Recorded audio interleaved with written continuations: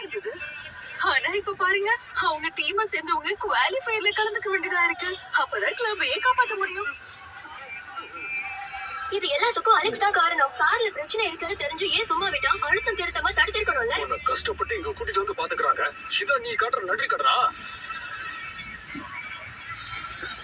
உங்க காரோட இன்ஜின்ல ப்ராப்ளம் இருக்கு. அத மறுபடியும் செக் பண்ணி ஆகணும். டிரைவர் இல்லன்னு யார் சொன்னா? எங்க வீட்டுல டிரைவர் இருக்கான். நாங்க நாளைக்கு கலந்துக்குவோம். அப்பா, ஜேசன் தான் இல்லையா? அப்புறம் எப்படி?